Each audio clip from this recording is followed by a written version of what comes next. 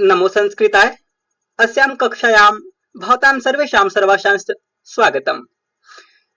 आज की कक्षा में हम संस्कृत स्पीकिंग कोर्स, जिसको आमतौर पे संस्कृत संभाषण भी कहा जाता है, तो उसका अध्ययन करने वाले हैं।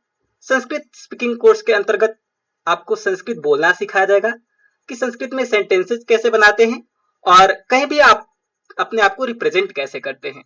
ठीक है, तो उससे पहले किसी भी भाषा को बोलने से पहले हमें 3-4 चीजों को जानना बहुत ही जरूरी होता है। ठीक है, लेकिन व्याकरण शुरू करने से पहले हमारी यह परंपरा है कि व्याकरण की कक्षा शुरू करने से पहले हम एक श्लोक या मंत्र सीखते हैं। ठीक है, तो आइए सबसे पहले आज का मंत्र सीखते हैं। कोई लिखना चाहे तो लिख भी ले। मंत्र है ईशा वास्यो इदम सर्वम यत् किंच जगत्याम जगत तेन त्यक्तेन भुंजिथा मा गृधः कस्य स्विद् धनम। एक बार फिर से, ईशा वास्यम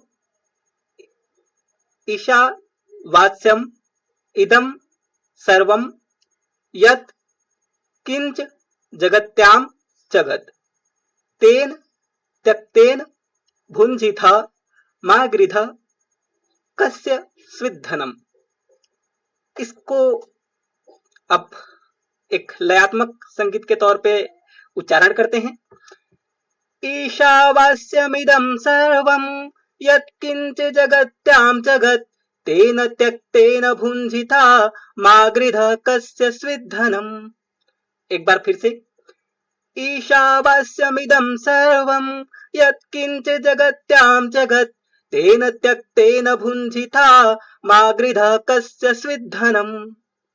अब इसकी व्याख्या को देखते हैं।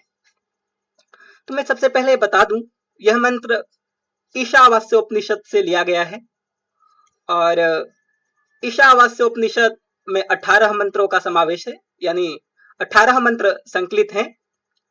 उसका यह पहला मंत्र है। ठीक है, तो सबसे पहले व्याख्या करने के लिए सबसे पहले हमें अन्वय करना होता है, और अन्वय करने के लिए सबसे पहले कर्ता, कर्म, क्रिया और संधि, समास, इन सभी चीजों को जानना बहुत ही जरूरी है, जो कि आने वाली आगे कक्षाओं में बताया जाएगा। ठीक है, तो सबसे पहले अब हम इसका अर्थ देखते हैं। ईशा वास्यम मिदम सर्वम, जगत्याम जगत। तो सबसे पहले हम अन्वय करेंगे। अस्याम जगत्याम यत् किंच जगत सर्वम इदम ईशावास्यम तेन त्यक्तेन भुंजिथा कस्य स्विद् धनम मा गृधः। यह हुआ अन्वय। अब इसके व्याख्या को देखते हैं। यानी इस संसार में, अस्याम जगत्याम मतलब इस संसार में, यत् किंच जगत, जो कुछ भी गतिमान है, परिवर्तनमान है, वो सब कुछ क्या है? सर्वम इदम ईशावास्यम, यह सब कुछ ईश्वर से ढका हुआ है, यानी ईश्वर से आच्छादित है। आगे क्या कहते हैं? तेन त्यक्तेन भुंजिथा, तेन त्यक्तेन अर्थात उन सभी चीजों को, किन चीजों को? तेन त्यक्तेन भुंजिथा, उन सभी पदार्थों को त्याग करके, या उन सभी पदार्थों को त्याग भाव से, त्याग भावेन, ठीक है, त्याग भावेन भुंजिथा मतलब उपयोग करना चाहिए। ठीक है, आगे क्या कहते हैं? कस्य स्विद् धनम मा गृधः, हमें कभी भी किसी दूसरे के धन की इच्छा नहीं करनी चाहिए।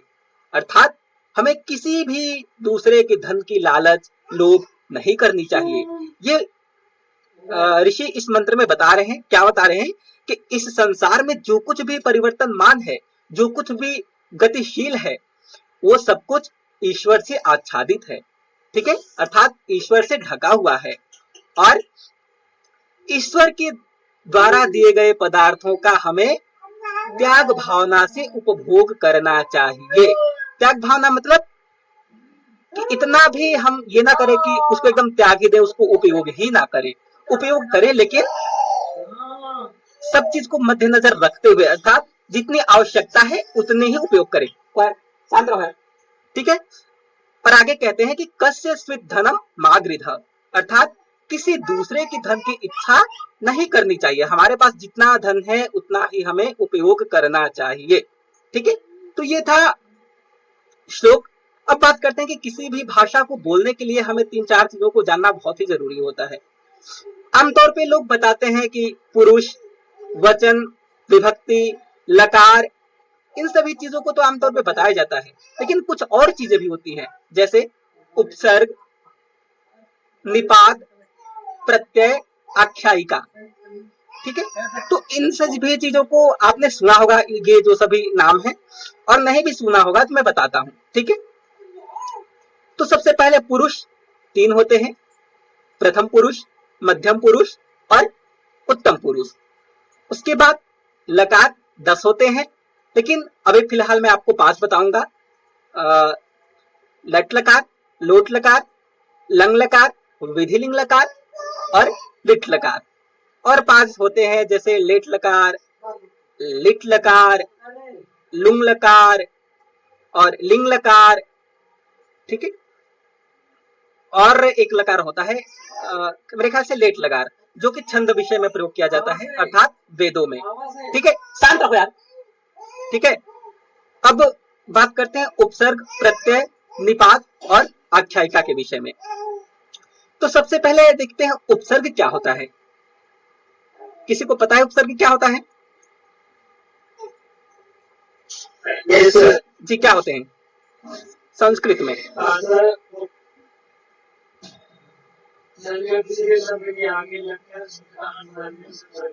जी, जो शब्द किसी भी शब्द के आगे लग जाते हैं उसे उपसर्ग कहते हैं। और संस्कृत में उपसर्ग कितने होते हैं? वो प्रत्यय होता है। जी, अब म्यूट कर ले। हाँ, तो संस्कृत में देखिए उपसर्ग कितने होते हैं। एक श्लोक याद करते हैं इसके लिए। लिखना चाहे तो कोई लिख ले, लिखे।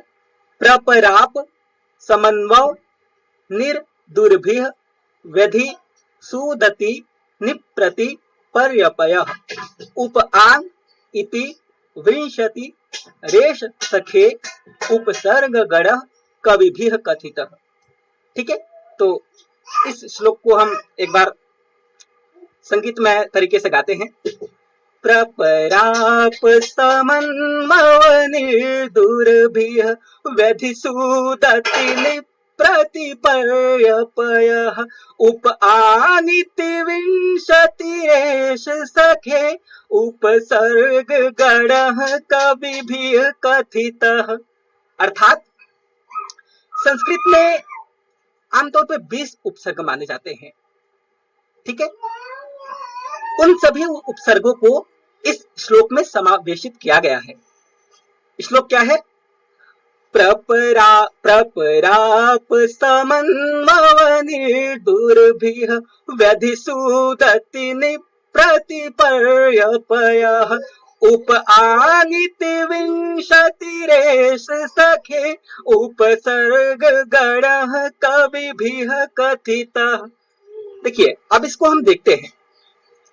पहला उपसर्ग हमारा बनेगा प्र। क्या बनेगा? प्र। दूसरा आप, तीसरा सम, चौथा अनु, पांचवा अव, छठा निर। इसको निश भी मान लेते हैं, ठीक है। तो निर और र का जो शस्जु स्वरू सा एक सूत्र है, इसको विसर्ग में करके फिर श में परिवर्तन कर देते हैं। तो निश निर इसको एक ही मानेंगे, दुर और अभि। उसके बाद दूसरी लाइन क्या है? व्यधि सुदति निप्रतिपर्यपयः। तो दूसरे लाइन में है वि अधि सु उद अति निप प्रति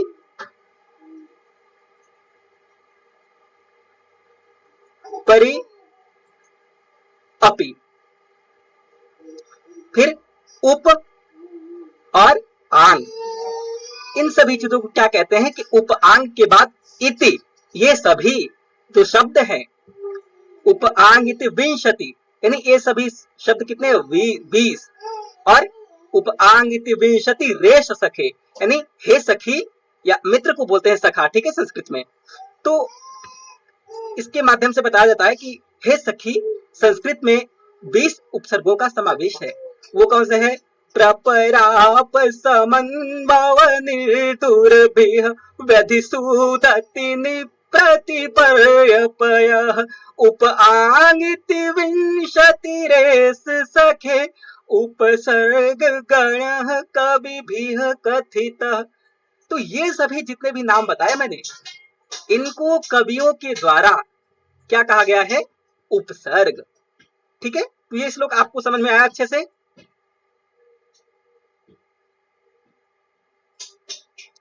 जी आगे बढ़ते हैं। ओके, अब दूसरी बात आती है प्रत्यय। तो प्रत्यय आप सभी ने पढ़ा हुआ है 10th में, वो जानते होंगे। ठीक है, आगे आने वाले सिलेबस में हम बताएंगे, क्योंकि प्रत्यय को आमतौर पे लोग समझ जाते हैं प्रत्यय क्या होता है, जो शब्द के अंत में लगता है। ठीक है, जैसे तिप्तस्थि, सिप्तस्थ, मी बस्म, ये आप शायद नहीं सुने होंगे, अभी मैं बताऊंगा ये सब प्रत्यय क्या होते हैं। तो आगे आख्यायिका। आख्यायिका क्या होती है? आख्यायिका मतलब होता है क्रिया। ठीक है, और क्रिया मतलब क्या समझते हैं आप? धातु होता है ना। तो धातु को किसमें समावेशित किया गया है? गण पाठ। ठीक है, गण पाठ में समावेशित किया गया है। और गण पाठ की रचना किसने की है? तो मैंने बताया था अष्टाध्यायी के पास ना आगे जाके 5 उपदेश बन जाते हैं। और कौन कौन से बनते हैं? अष्टाध्यायी, शब्दानुशासनम, लिंगानुशासनम, गण पाठ, धातु पाठ और उणादि कोश। तो गण पाठ सॉरी धातु पाठ में जो धातुओं की संख्या बताई गई है वो बताई गई है 2228। कितनी संख्या है? 2228। और गणों की संख्या कितनी है? तो गण आमतौर पे 10 या 11 होते हैं। ठीक है, कभी उनको भी हम पढ़ेंगे। तो ये होती है आख्यायिका, जिसे हम क्रिया भी कहते हैं। और अंतिम चीज क्या बचती है हमारे पास? निपात।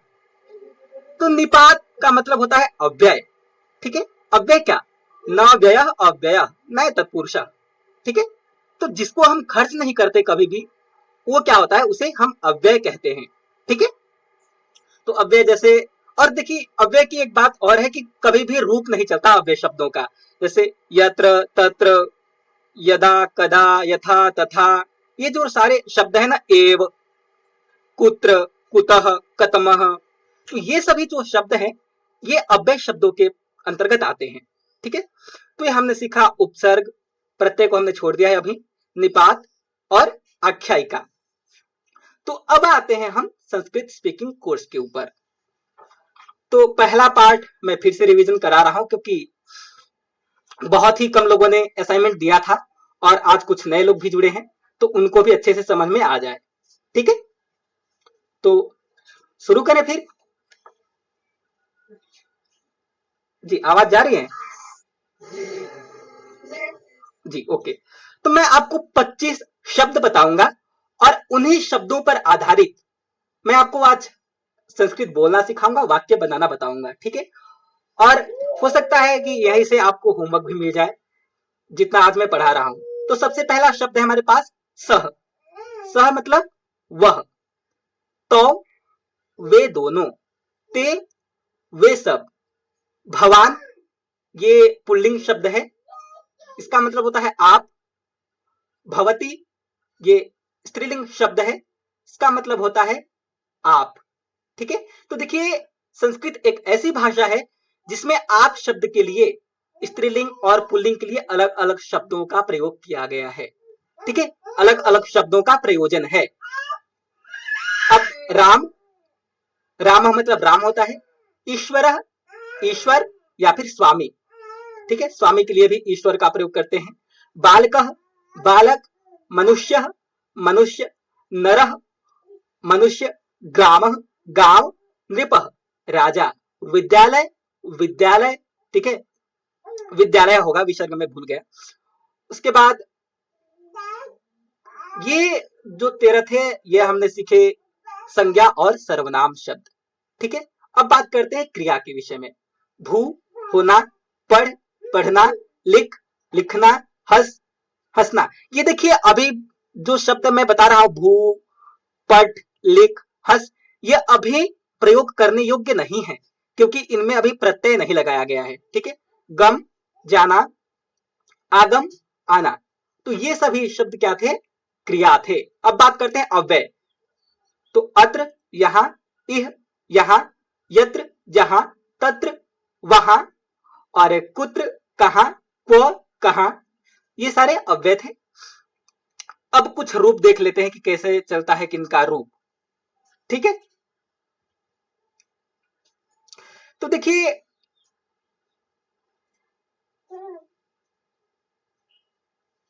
राम से विद्यालय तक के रूप राम के तरह चलेंगे।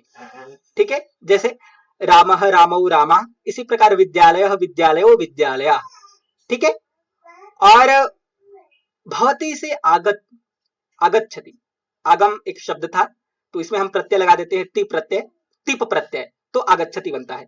तो भू से आगम तक के जो रूप होंगे वो भवती के सदृश चलते हैं, अर्थात भवती के समान चलते हैं। ठीक है, तो ये कुछ हमने रूप देखे।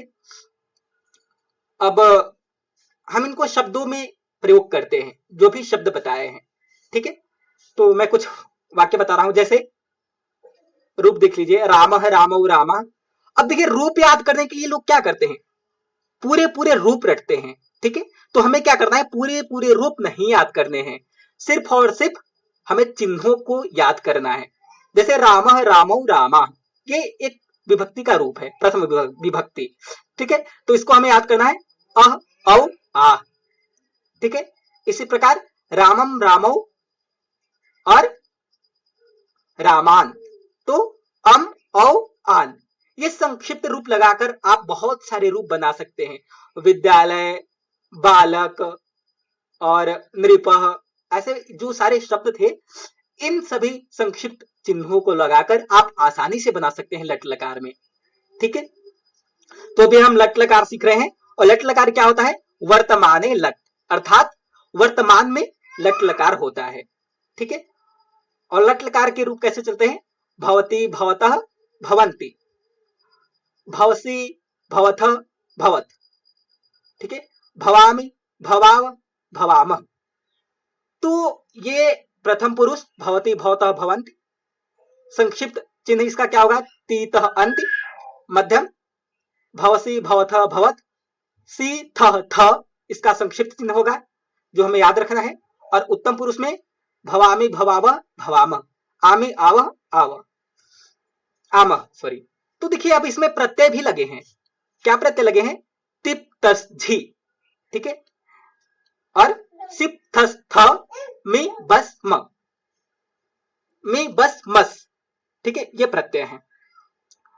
तो अब हम कुछ नियम पढ़ लेते हैं वाक्य बनाने से पहले। तो पहला नियम है, कर्ता के अनुसार क्रिया वचन और पुरुष होता है। ठीक है, जैसे हम एक उदाहरण लेते हैं, सह पठती। ठीक है, सह क्या है, सह कर्ता है, और क्या है, प्रथम विभक्ति एक वचन, और पठती क्या है, पठती एक क्रिया है, और ये भी क्या है, प्रथम पुरुष एक वचन। ठीक है, तो कर्ता के अनुसार हमेशा क्रिया और पुरुष का प्रयोग होता है। ठीक, अच्छा दूसरा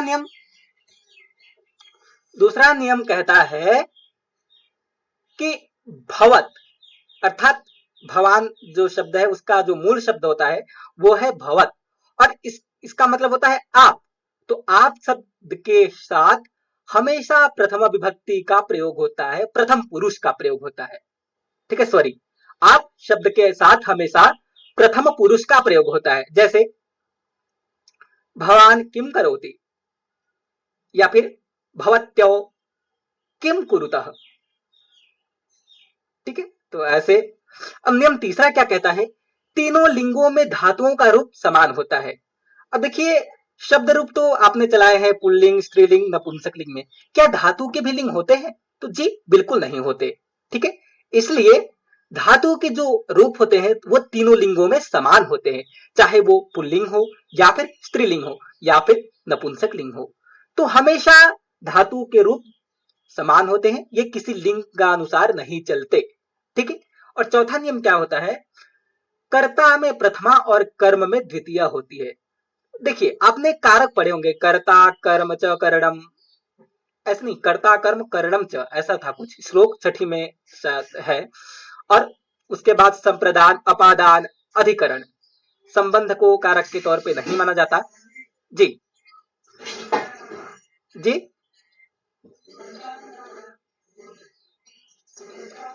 जी, स्वतंत्रता कर्ता। ठीक है, तो कर्ता क्या होता है? हमेशा स्वतंत्र होता है, और कर्ता का प्रयोग प्रथम विभक्ति में होता है। यहाँ पे मैं बता रहा हूं कि प्रथम में कर्ता और द्वितीय में कर्म होती है।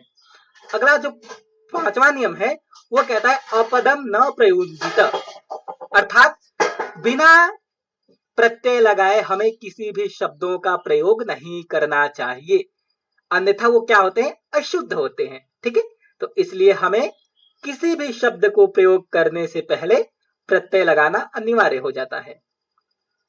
ठीक, अच्छा, अब छठा नियम क्या कहता है कि एक अर्थ वाले पर्यायवाची शब्दों में से सिर्फ एक शब्द का ही प्रयोग करना चाहिए।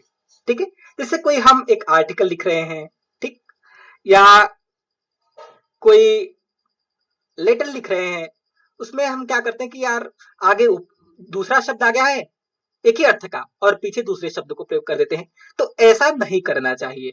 ठीक है, एक ही शब्द का प्रयोग करना चाहिए। तो ये 6 नियम थे, आप इनको रिकॉर्डिंग में सुनेंगे आशा करता हूं, और आपको असाइनमेंट दिए जाएंगे। अब कुछ वाक्य बनाते हैं, जैसे वह पढ़ता है तो सह पठती, उसी प्रकार वे दोनों पढ़ते हैं तो पठता। ठीक है, वे सब पढ़ते हैं ते पठंती, और आप यहां आते हैं, ये आप पुल्लिंग है तो भवान अत्र आगच्छति। ठीक है, और आप दोनों हंसते हैं तो भवान का रूप कैसे चलेगा? जगत आपने चलाया होगा, भवान भवंतो भवंतः, इस तरीके से चलता है। ठीक है, तो प्रथम में प्रथम विभक्ति एक वचन भवान, दो वचन भवंतो, बहुवचन भवंतः। ठीक है, तो आप दोनों हंसते हैं, अर्थात भवंतो हस्तः, आप सब जाते हैं। यहाँ पे भवंतः गच्छन्ति, अब आप लिखती हैं। जी, भवती लिखती। जी बोलिए।